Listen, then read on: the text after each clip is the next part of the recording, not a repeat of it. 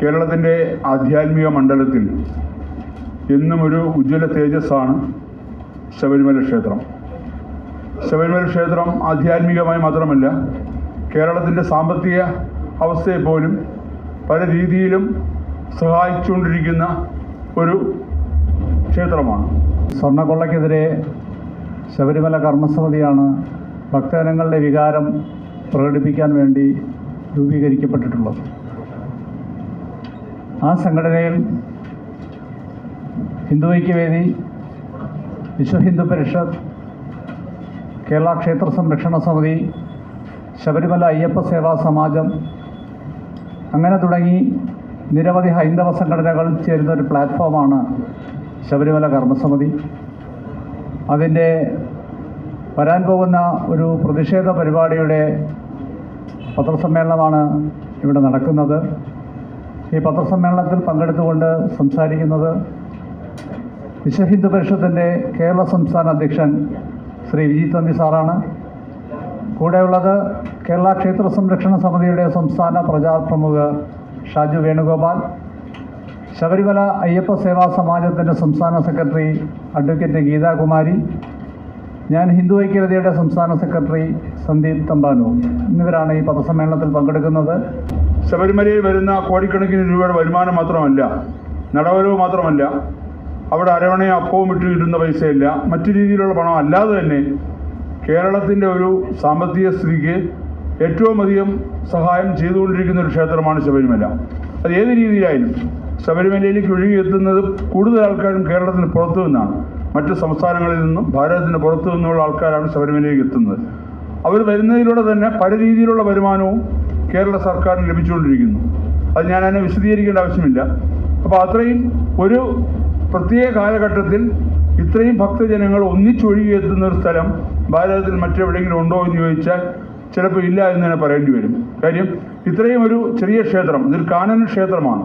ആ ക്ഷേത്രത്തിലേക്കാണ് ഒരു മണ്ഡലകാലത്ത് ഇത്രയും ഭക്തജനങ്ങൾ ഒന്നിച്ചെത്തുന്നത്. അതിന് പ്രധാന കാരണം ആ ക്ഷേത്രത്തിൻ്റെ ചൈതന്യമാണ്. അവിടെ കുടികൊള്ളുന്ന സാക്ഷാൽ ധർമ്മശാസ്താവ്, ആ ധർമ്മശാസ്താവിൽ വിലയം പ്രാപിച്ച നൈഷ്ഠിക ബ്രഹ്മചാരിയായ അയ്യപ്പസ്വാമി, ആ ഒരു ക്ഷേത്രത്തിൻ്റെ ചൈതന്യമാണ് ഇത്രയും ഭക്തജനങ്ങളെ അങ്ങോട്ടേക്ക് ആകർഷിക്കുന്നത്. അതുകൊണ്ട് തന്നെ ആ ക്ഷേത്രത്തിൽ ഇത്രയും വരുമാനം വന്നുകൊണ്ടിരിക്കുന്നത്. ഈ വരുമാനം കുറേ കാലങ്ങളായിട്ട് ദേവസ്വം ബോർഡ് യാതൊരു രീതിയിലുള്ള ക്ഷേത്രത്തിൻ്റെയോ അവിടെ വരുന്ന ഭക്തജനങ്ങൾക്ക് സൗകര്യം ഒരുക്കാനോ അല്ലെങ്കിൽ മറ്റു വികസന പ്രവർത്തനങ്ങളോ ചെയ്യാതെ ഈ പണം അതുപോലെ മോട്ടിച്ചുകൊണ്ട് പോകുന്നൊരവസ്ഥയാണ് ഇത്രയും കാലം നമ്മൾ കണ്ടുകൊണ്ടിരുന്നത്. ഇപ്പോൾ ആ പണത്തിൽ നിന്ന് മാറി ഭഗവാന് ആൾക്കാർ സമർപ്പിച്ചിട്ടുള്ള, ഭക്തജനങ്ങൾ സമർപ്പിച്ചിട്ടുള്ള സാധനങ്ങൾ പോലും മോഷ്ടിച്ചു കൊണ്ടുപോകുന്നൊരവസ്ഥയാണ് കഴിഞ്ഞ കുറേ കാലങ്ങളായിട്ട് കണ്ടുകൊണ്ടിരിക്കുന്നത്. വിജയ് മല്യ എന്ന് പറയുന്ന ഒരു വലിയ ബിസിനസ്സുകാരൻ 32 കിലോയോളം സ്വർണം, തനി തങ്കം ഭഗവാൻ സമർപ്പിക്കുകയും ആ തങ്കത്തിൽ അവിടുത്തെ ക്ഷേത്രത്തിൻ്റെ വാതിലുകളും കട്ടിളപ്പാളികളും ചുറ്റുമുള്ള അലങ്കാരങ്ങളും അവിടുത്തെ ദ്വാരപാലക ശില്പങ്ങളുടെ ഗോളകളും എല്ലാം സ്വർണം പൊതിയാണ് ചെയ്തത്. ആ സ്വർണം പൊതിഞ്ഞത് തനി തങ്കമാണ്. അത് അവിടെ വെച്ച് തന്നെയാണ് ചെയ്തിരിക്കുന്നത്, ശബരിമല വെച്ച് തന്നെയാണ് ചെയ്തത്. ഇതിനെയാണ് ദേവസ്വം ബോർഡ് സ്വർണം പൊതിഞ്ഞതിനെ മാറ്റി സ്വർണം പൂശിയതാക്കി, അത് ചെമ്പുവാളിയാക്കി പല രീതിയിലും. 2019 കാലഘട്ടത്തിൽ ഈ അവിടെ പ്രളയം കഴിഞ്ഞുള്ള കോവിഡിൻ്റെ കാലഘട്ടത്തിൽ പലരും ഭക്തജനങ്ങൾക്ക് അവിടെ എത്താൻ പറ്റാതിരുന്നൊരു സാഹചര്യത്തിൽ അതിനെ മുതലെടുത്തുകൊണ്ട് ഇതെല്ലാം മോഷ്ടിക്കുകയാണ് ചെയ്തിരിക്കുന്നത്. കാര്യം ഈ കാലഘട്ടത്തിലെല്ലാം ശബരിമല ക്ഷേത്രം CPMൻ്റെ നേതൃത്വത്തിലുള്ള ദേവസ്വം ബോർഡിൻ്റെ കീഴിലായിരുന്നു. ആ ദേവസ്വം ബോർഡിലെ ആൾക്കാരും ആ കാലഘട്ടത്തിലുണ്ടായിരുന്ന ദേവസ്വം മന്ത്രിയും മറ്റ് ദേവസ്വം ബോർഡിലെ സ്റ്റാഫുകളും എല്ലാം ചേർന്ന് വലിയൊരു തീവെട്ടിക്കൊള്ളയാണ് ശബരിമലയിൽ നടത്തിയിട്ടുള്ളത്. കോടിക്കണക്കിന് രൂപ വിലയുള്ള സ്വർണം, ആ സ്വർണം മാത്രമല്ല അതിനുള്ള അപൂർവത എന്ന് പറയുന്നത് ഭഗവാന്റെ തിരുവാഭരണങ്ങളാണ്. ആ തിരുവാഭരണങ്ങൾക്ക് ഇന്ന് വില മതിക്കാൻ പറ്റില്ല. കാര്യം ഇതെല്ലാം എങ്ങോട്ട് പോയി? ഈ സ്വർണം എങ്ങോട്ട് പോയി? കടൽ കടന്ന് ഭാരതത്തിന് പുറത്തേക്ക് പോയോ? അല്ലെങ്കിൽ ഏത് കൈകളിലേക്കാണ് എത്തിയത്? ഇതുവരെ SIT അന്വേഷിക്കാൻ തുടങ്ങിയിട്ട് കാലം കുറയായെങ്കിലും പലതിനും വ്യക്തത ഇതുവരെ നമുക്ക് ലഭിച്ചിട്ടില്ല.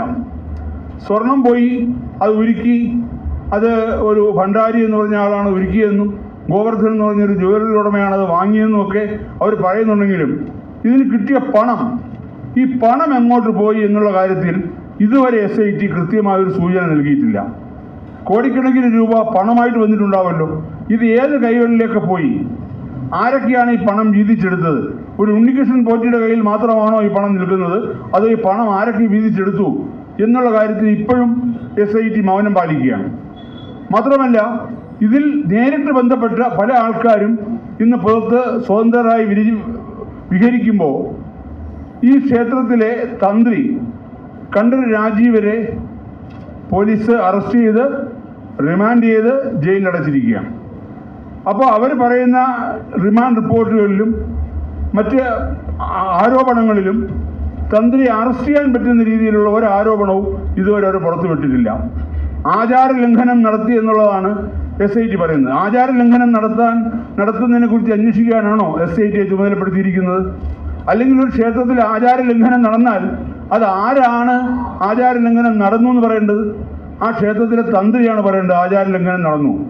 ഒരിക്കൽ ആചാര ലംഘനം നടത്തുമെന്ന് ഇവിടുത്തെ കമ്മ്യൂണിസ്റ്റ് സർക്കാർ പറഞ്ഞപ്പോഴാണ് ആ തന്ത്രി പറഞ്ഞത് ആചാര ലംഘനം നടന്നാൽ ഞാൻ ക്ഷേത്രം അടയ്ക്കും, ക്ഷേത്രത്തിൽ ഞാൻ പരിഹാര ക്രിയകൾ ചെയ്യും എന്ന് തന്ത്രി പറഞ്ഞു. അന്ന് തന്ത്രിയെ നോട്ടപ്പെട്ടതാണ്. അപ്പോൾ ഈ തന്ത്രിയെ അറസ്റ്റ് ചെയ്തോട്ടെ, അതിലൊന്നും ഒരു ഹിന്ദു സംഘടനകൾക്കും ഒരു വിരോധവുമില്ല. തന്ത്രി തെറ്റുകാരനാണെങ്കിൽ തീർച്ചയായിട്ടും ശിക്ഷിക്കപ്പെടുക തന്നെ വേണം.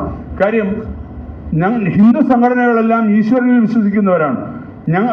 ഞങ്ങൾക്ക് പ്രാധാന്യം അയ്യപ്പസ്വാമി തന്നെയാണ്. അപ്പോൾ അയ്യപ്പസ്വാമിയുടെ ഏത് തന്ത്രിയായാലും മേൽശാന്തി ആയാലും അടുത്ത ആരായാലും ആ തെറ്റ് ചെയ്തിട്ടുണ്ടെങ്കിൽ ശിക്ഷിക്കപ്പെടുക തന്നെ വേണം. പക്ഷെ തെറ്റ് ചെയ്തിട്ടില്ലെങ്കിൽ മനഃപൂർവ്വമാണ് അവരെ തെറ്റിൽ കുടുക്കിയാണ് തന്ത്രിയെ ഇന്ന് ജയിലിൽ അടച്ചിട്ടുള്ളതെങ്കിൽ അതിന് വലിയ രീതിയിലുള്ള ഉത്തരം ഈ പിണറായി സർക്കാർ പറയേണ്ടി വരും. അപ്പോൾ അത് മാത്രമല്ല, ഈ SIT എന്ന് പറയുന്നത് ഹൈക്കോടതിയിലെ നേരിട്ടുള്ള നിരീക്ഷണത്തിലാണെങ്കിലും അതിൽ പലരും കേരള സർക്കാരിൻ്റെ കീഴിലുള്ള പോലീസ് ഉദ്യോഗസ്ഥരാണ്. അതിലിപ്പോൾ പ്രധാനപ്പെട്ട ഒന്ന് രണ്ട് ചുമതല വഹിക്കുന്ന ADGP ശ്രീ വെങ്കടേഷോ അല്ലെങ്കിൽ SP ശ്രീ ഗോപിനാഥോ അങ്ങനെ ഒന്ന് രണ്ട് പേർ ഒഴിച്ചു കഴിഞ്ഞാൽ താഴോട്ട് വരുംതോറും CPMൻ്റെ പിണിയാളുകളായിട്ട് ആൾക്കാരാണ് അതിനകത്ത് പ്രവർത്തിക്കുന്നതാണെന്ന് അറിയാൻ കഴിഞ്ഞത്. അപ്പോൾ അതുകൊണ്ട് തന്നെ പല രീതിയിലേക്ക് ഈ കേസിനെ മാറ്റിമറിച്ചുകൊണ്ടിരിക്കുകയാണ്.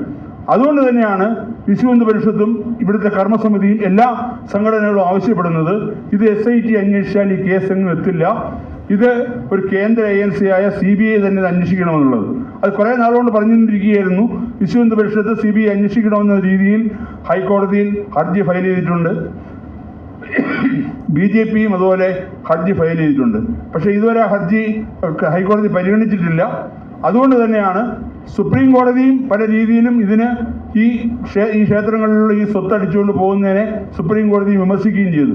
അതുകൊണ്ട് തന്നെ അന്താരാഷ്ട്ര തലത്തിൽ ഇതിനെ ശ്രദ്ധ കേന്ദ്രീകരിക്കാൻ വേണ്ടിയാണ് ഈ വരുന്ന 19-ാം തീയതി വരുന്ന തിങ്കളാഴ്ച സെക്രട്ടേറിയറ്റ് നിലയിൽ ഒരു പ്രതിഷേധ ധർണ, അതായത് ഈ ശബരിമല സ്വർണ്ണക്കൊള്ള കേസ് CBI അന്വേഷിക്കണം എന്ന രീതിയിലൊരു പ്രതിഷേധ ധർണ ഇവിടുത്തെ എല്ലാ ഹൈന്ദവ സംഘടനകളും ശബരിമല കർമ്മസമിതിയുടെ നേതൃത്വത്തിൽ സംഘടിപ്പിക്കുകയാണ്. അത് ഉദ്ഘാടനം ചെയ്യാൻ എത്തുന്നത് വിശ്വഹിന്ദു പരിഷത്തിൻ്റെ അന്താരാഷ്ട്ര പ്രസിഡൻ്റായ സുപ്രീം കോടതിയിലെ അഡ്വക്കേറ്റ് കൂടിയായ അഡ്വക്കേറ്റ് അലോക് കുമാർജിയാണ്. ഈ 19-ാം തീയതി 11 മണിക്ക് സെക്രട്ടേറിയറ്റ് നടയിൽ വെച്ച് ഈ ധർണ അദ്ദേഹം ഉദ്ഘാടനം ചെയ്യും. ഇത് CBI അന്വേഷണം ഏറ്റെടുക്കുന്നത് വരെ തുടർന്നുള്ള പ്രതിഷേധങ്ങളുമായി ഹൈന്ദവ സംഘടനകൾ മുന്നോട്ട് പോവുക തന്നെ ചെയ്യും. ഇതൊരിക്കലും ഒരു തന്ത്രിയിലേക്കോ അല്ലെങ്കിൽ ഉണ്ണികൃഷ്ണൻ പോറ്റിയിലേക്കോ അല്ലെങ്കിൽ അവിടുത്തെ കുറച്ച് ഉദ്യോഗസ്ഥന്മാരിലേക്കോ മാത്രം ചുരുക്കി ഇതിനെ ഒതുക്കി തീർക്കാൻ അനുവദിക്കില്ല, ഒരു കാരണവശാലും അതിന് സമ്മതിക്കില്ല എന്നുള്ള രീതിയിൽ തന്നെയാണ് ഹൈന്ദവ സംഘടനകൾ മുന്നോട്ട് വരുന്നത്. അതിൻ്റെ തുടക്കമാണ് ഈ തിങ്കളാഴ്ച നടക്കുന്ന പ്രതിഷേധ ധർണ. അത് വീണ്ടും എല്ലാ ജില്ലാതലങ്ങളിലും ആ ധർണ വീണ്ടും സംഘടിപ്പിക്കുന്നതായിരിക്കും.